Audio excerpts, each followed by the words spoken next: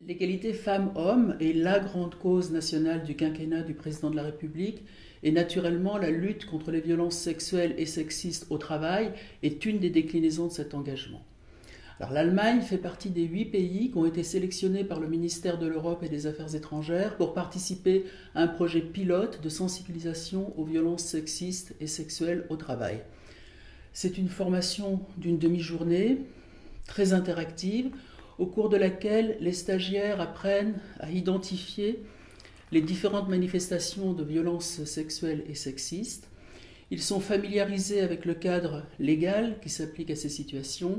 Et enfin, ils s'entraînent à réagir, notamment en tant que témoins, car on le sait bien, témoigner, c'est-à-dire manifester sa solidarité avec la victime, ça aide très souvent à faire basculer une situation dans le bon sens, bien évidemment. Alors, à qui s'adresse cette formation?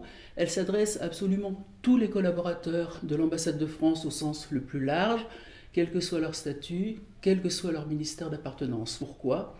Parce que bien évidemment, tout le monde peut être concerné. Tout le monde peut être victime, tout le monde peut être témoin. Tous les chefs de service peuvent avoir à gérer un cas survenant dans leurs équipes. C'est pourquoi il est absolument essentiel que tout le monde soit formé à réagir. Réagir peut tout changer.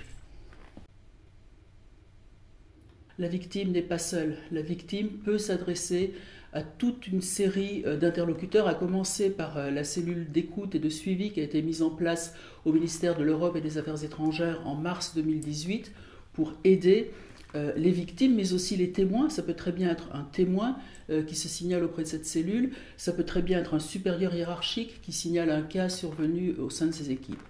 Et par ailleurs, une victime, un témoin peuvent toujours s'adresser à un représentant du personnel, à un médecin de prévention, à une association de défense des droits des femmes. Bref, la chaîne est extrêmement large, solide et solidaire. Et ce qu'il faut retenir, c'est qu'une victime ne doit jamais se sentir isolée et seule.